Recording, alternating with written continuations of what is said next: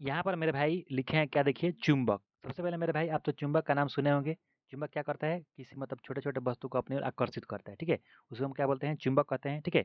यहाँ पर देखिए चुंबक तो लिखे हैं लेकिन इसमें अंतर लिखे हैं, जैसे में विद्युत चुंबक यानी अस्थायी चुंबक एवं अस्थायी चुंबक में यहाँ पर लिखे हैं मेरे भाई अंतर लिखे हैं, ठीक है? इसका देखिए अंतर पूछे जाते हैं परीक्षा में, बहुत महत्वपूर्ण है, ध्यान समझ लीजिएगा इसमें। देखिए इसमें क्या है मेरे भाई, विद्युत चुंबक, और यहाँ पर टेबल बनाना है आपको अस्थायी चुंबक, ठीक है? ये देखिए विद्युत चुंबक को हम क्या बोलते हैं मेरे भाई, अस्थायी चुंबक भी बोलते हैं, याद रखिएगा। पहला अंतर लिखेंगे, यह एक अस्थायी चुंबक है। क्या है मेरे भाई, विद्युत चुंबक को हम क्या बोलते हैं, यह एक अस्थायी चुंबक है, मतलब फिक्स नहीं रहता है, ठीक है? और यहाँ पर देखिए अस्थायी चुंबक में क्या लिखेंगे, क्षण चुंबक को अस्थायी चुंबक कहते हैं, क्षण चुंबक को अस्थायी चुंबक कहते हैं। देखिए यहाँ पर आपको समझ में नहीं आया होगा, इसलिए यहाँ पर नीचे में कुछ नोट पॉइंट लिखती हैं, देख लीजिए। सबसे पहले विद्युत चुंबक का डेफिनेशन यहाँ पर लिखे हैं मेरे भाई, परिनालिका के अंदर नर्म लोहे का छड़ रखने पर धारा के कारण छड़ चुंबकित हो जाता है, ठीक है? देखिए परिनालिका के अंदर नर्म लोहे का छड़ रखने पर धारा के कारण, यानी जब हम उससे विद्युत धारा प्रवाहित करते हैं तो छड़ क्या होता है, मतलब होता है चुंबकित हो जाता है, मतलब मैग्नेटाइज हो जाता है, मतलब क्या करता है उसमें खींचने का गुण आ जाता है, ठीक है? ऐसे ऐसे छड़ यहाँ पे लिखे हैं, ऐसे छड़ क्या कहलाता है, क्रोड कहलाता है, ठीक है? तथा नर्म लोहे का ऐसा क्रोड विद्युत चुंबक कहलाता है। मेरे भाई विद्युत चुंबक का डिफिनेशन आपको बिल्कुल समझ में आ गया होगा।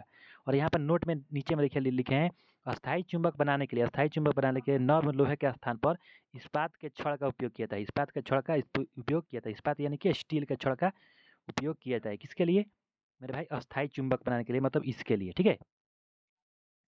यहाँ पर मेरे भाई है, देखिए मतलब अंतर नंबर दूसरा लिखेंगे, क्या अंतर नंबर दूसरा, यह प्रबल चुंबकीय बल लगा सकता है, यह प्रबल चुंबकीय बल लगा सकता है। कहने का मतलब क्या है, मतलब देखिए इसका जो चुंबकीय बल होगा मजबूत होगा, किसका, विद्युत चुंबक का, जो बिजली से मतलब चुंबक प्राप्त करते हैं, उसका जो क्या होगा, यह प्रबल चुंबकीय बल लगा सकता है। लेकिन जो ये, लेकिन इसमें लिखेंगे 2 नंबर में, इसमें अस्थायी चुंबक में क्या लिखें मेरे भाई, इसका आकर्षण बल कमजोर रहता है, क्योंकि ये फिक्स रहता है, तो इसका जो खींचने का गुण होगा, आकर्षण यानी क्या, खींचने का गुण, ठीक है? तो क्या होगा, कमजोर होगा।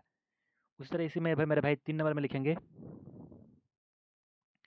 3 नंबर में देखिए विद्युत चुंबक की शक्ति फेरों की संख्या पर निर्भर करती है, ठीक है? यहाँ देखिए परिनालिका में जितने तार लपेटते हैं, ऐसा करके लपेट रहा था परिनालिका में, ठीक है? तो उसके फेरों की संख्या पर निर्भर करती है, ठीक है? अगर फेरों की संख्या को बढ़ा देंगे तो जो उसकी शक्ति है क्या होगी, बढ़ जाएगी, ठीक है? तो यही मेरे भाई यहाँ पर लिखे हैं 3 नंबर में, विद्युत चुंबक की शक्ति फेरों की संख्या पर निर्भर करती है, जो फेरों की संख्या बढ़ने से बढ़ती है। लेकिन अस्थायी चुंबक में क्या होता है, अस्थायी चुंबक में जो उसकी शक्ति है क्या रहती है, फिक्स रहती है। यहाँ पर देखिए मेरे भाई जो उसकी शक्ति है क्या रहती है, फिक्स रहती है, मतलब निश्चित रहती है, ठीक है? ये मेरे भाई ये 3 अंतर है। तो धन्यवाद, अगर आप मेरे चैनल पर हैं तो मेरे चैनल सब्सक्राइब कर लीजिएगा, बेल आइकन को दबा लीजिएगा।